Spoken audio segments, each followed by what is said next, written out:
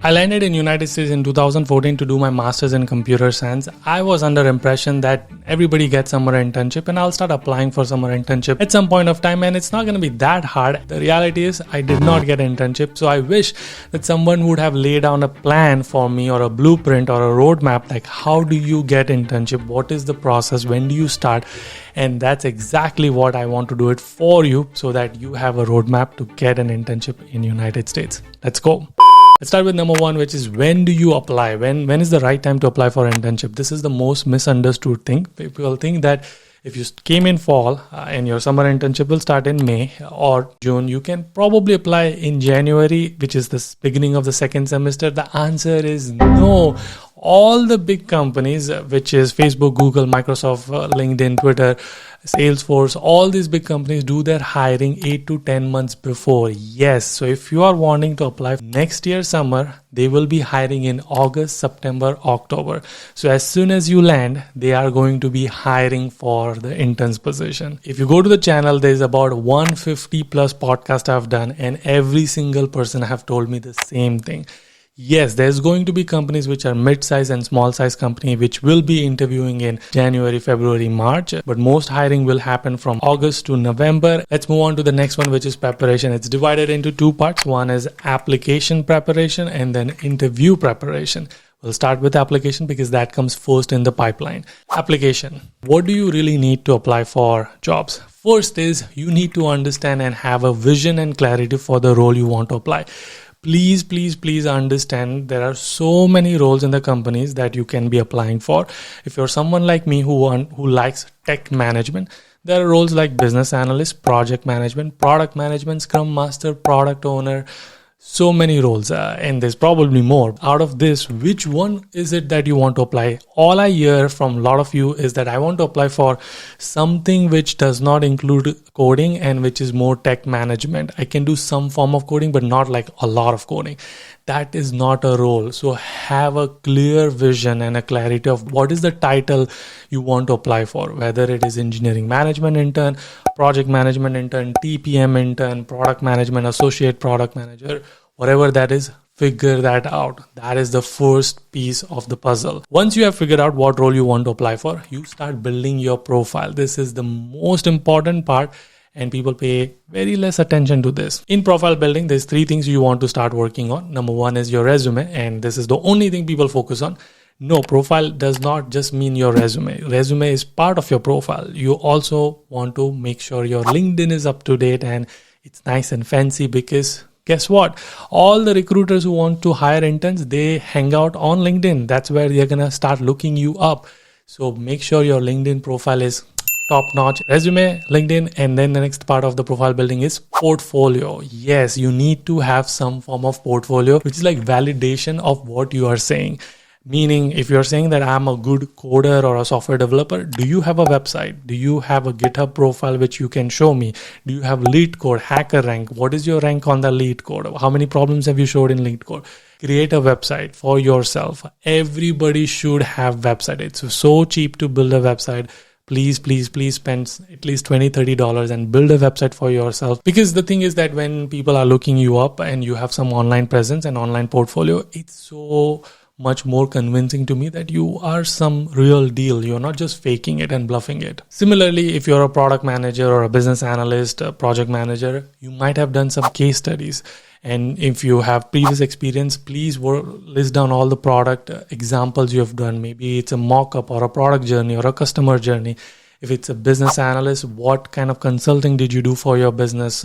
Maybe what kind of customer requirement did you gather? And all of those, you can create a portfolio for that. Create your portfolio and put it up online so that people can see it. There needs to be some form of proof that when you say something, people can actually go click on it and see it like, he's not lying. Now that you have vision, clarity, what role you want to do, and your profile is ready to go, most important part, which is figure out which companies do you want to apply for. I would build at least a list of 100 companies. Maybe it's a top 100 company. Maybe it's a 100 company which your university hires. How do you know that?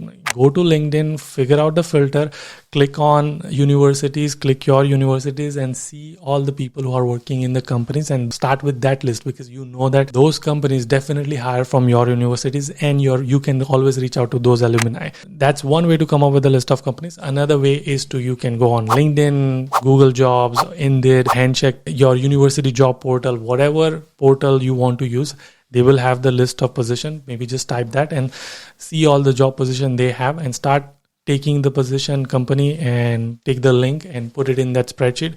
And before you apply, start listing down the connections you have, LinkedIn connection, alumni, seniors, people you might know in that company. You might want to use them so that they can refer you to that jobs you want to apply. That brings me to the next point, which is networking. I have said so many times on this channel, and probably all the 150 people on the podcast who I've interviewed, they have also said that most of the jobs they have gotten or the interviews they have gotten is through networking. So please focus on networking. Who do you reach out to? What do you say to them? How do you even start networking? First, start with your alumni, because they are very easy to talk to. They have gone through the journey, so they are most likely willing to help you because there's a common thread that you both are in the same university. So start with your alumni. Then seniors, they might be the ones who have already finished the internship looking for full-time job, but at least they had internship. So maybe they can help you introduce with the recruiter. Then you go to your 100 companies which you have, start seeing like who are the people do you know? Is it first connection, second connection, third connection from LinkedIn, and start reaching out to them. Spend every single day at least an hour to just connect to at least 10 people from the 100 plus companies you have listed down. What do you say? If it's totally stranger and if it's not the person who's hiring right now, you want to go with a learning attitude that, hey, I just want 15 minutes of you. I want to talk to you to understand how you got the job and what do you do in your day job, and because I'm passionate about that field and I want to understand if it aligns with my career goals. So can you please give me 15 minutes? Seek genuinely education and curiosity that, okay, can you educate me? How did you get it? Ask them how did they get it, and maybe they'll tell you a technique which nobody tells you. There's a different technique of connecting with recruiters and hiring managers. Let's say if you're hiring for like product management, in the LinkedIn search, type hiring product management interns or internship, and then once it filters down, these people are probably hiring managers. Some of them will say that they are hiring, some of them might have made a post of hiring. So now start reaching out to them and keep it very, very straightforward. I will put the link in the description to go check out a different video which I've made on what do you need to say, and also a template of how do you say to this hiring manager recruiter. Now the intention is not networking. You know that they are hiring for people because they have put it on the LinkedIn profile. So you want to get straight to the point that, hey, I am looking for internship and looks like this aligns with my career goal. So there's a different strategy for hiring managers and recruiters, and different strategy for just in general seeking education, relationship, mentorship. Another big mistake I've seen a lot of time is that when people reach out to them and send connection requests, please use the 300 characters which you get. It's free of cost and it increases your conversion of accepting that LinkedIn request by almost 80%. I'm not even kidding. Going back to our roadmap, you figured out when to apply, you figured out the role you want to apply to, you figured out how to build your profile, you are starting to list down the companies, you started to reach out to the people. Now comes the application process. Simple job portals. There are 4 or 5 job portals that I've used it personally. I use Google Jobs, LinkedIn, which is the most common one. That's, I think, most of time I just use LinkedIn. Handshake, which will be your university job portal, or they might have different job portal. And then Indeed, and sometimes some people use like third-party Ripple Match and all of that. But those are the 4 most common job portals. Start there and start applying. Okay, now that you've started applying, on the side, you want to be prepared for interviews as well. I want you to split your energy and attention 60-40. 60% of that energy should go in application process, that you're applying to the companies and reaching out to the recruiters and connections and all of that. And then 40% in interview preparation, because You might get an interview and you're not ready for it. So split your time to prepare for interviews. Once you start getting interviews, you want to switch it. You want to maximize it. Like 70-80% of your energy should be in preparation, and then 20% should be for future job searches. Now, interview preparation. There's so many things to talk about in interview preparation. Let's start with number one, which is mock interviews. Yes, you want to start doing mock interviews, especially for my business analyst and product manager and project manager, because your interviews are purely behavior based.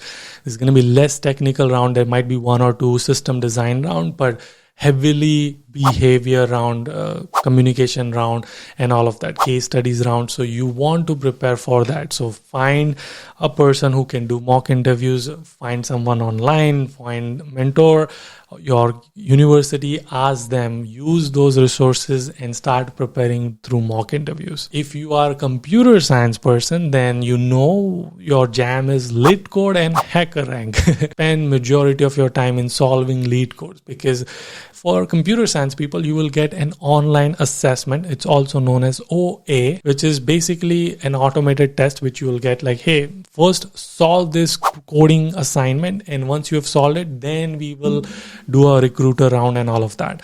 In product manager and project manager, you basically will start with recruiter round and then you will move on to the next rounds. Now, you want to list down all the stories you have in life. This is again for behavior round, because the questions will be, give me a situation where you failed a project. Give me a situation where you had to lead a project and had a strong disagreement with your coworker or your co-team member. Give me a situation where you had to rebuild your product and blah, blah, blah, so and so.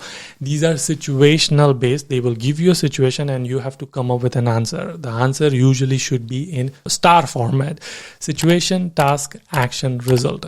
Here's the situation, here's the task I did, here's the action we took, and then result was so and so. Now, here's the big mistake I made when I was preparing for it. I was coming up with the stories when they were asking me the question. But then later on, I improved the strategy to reverse it, that I already went with the stories which I knew. Okay, if they ask me about disagreement, I'm going to talk about this story where my team member didn't agree with my solution because they thought that it's not UX friendly. I really wanted UX friendly, blah, blah, blah, whatever that answer might be. So I knew for which situation I am going to say what stories. So prepare at least 10 to 15 stories and keep it ready. So whenever they ask you, you can use one of those stories and say it. Finally, go to glassdoor.com, LinkedIn, blinds.com. Those are the websites where you can actually get the whole interview process and what questions companies are asking. You can even filter down for your company which you are interviewing for. Once you get the interview questions, start practicing those questions and start making the question bank. When you reach out to alumni and seniors and all this network, ask them as well, like, hey, what questions they typically ask for this position. Watch my podcast because I usually ask them what questions are they asking. Start writing down those questions or put it in the spreadsheet, so that way those are your question bank and you're preparing for those interviews. Finally comes the interview stage and then the interview process. It typically starts with a recruiter. Like I said, for programming jobs or software development job, it starts with an online assessment. Then a recruiting. For product manager and business analysts and project managers, it starts with a recruiting. Recruiter will call you. It will be nice chatty call where they're just trying to understand you and whether if you're a good fit or not. Then there will be 3 to 4 rounds of interview before you do a physical on-site interview, or some companies might just do everything online depending on the company's nature. For technical folks, there will be technical interviews where they will give you a solution like, hey, design a parking system using so-and-so algorithm or whatever. And then you have to write code, and then you will be actually writing code and they will be seeing what you're typing, and then you have to explain that code. So again, understand the interview process for each company and for each role. I've made several videos with several different roles, so please go and watch those podcasts which will help you. Then comes the final process, which is the offer stage. Hopefully you've made it through here, and offer stage is really negotiating the offers. If you have multiple offers, which one to choose and which one to not to choose, and should you negotiate the salary, how you should negotiate salary. I made a video just last week or week before. Go and check it out, how to negotiate salaries. That is your roadmap from when to apply, how to apply, what you need to do in the middle, and how to get a final job offer. if you follow through this process and if you follow through this roadmap, I really hope that you end up getting an internship. Start today with this roadmap wherever you are in the roadmap process. I really hope this video was helpful, and if it was helpful, I will link here which is the how to negotiate salary, and then I'll also link here which is how to crack any tech interviews. I highly recommend you should watch both of them after this video. I'll see you guys in the next one. Until then, keep smiling and keep hustling. You gotta hustle every single day.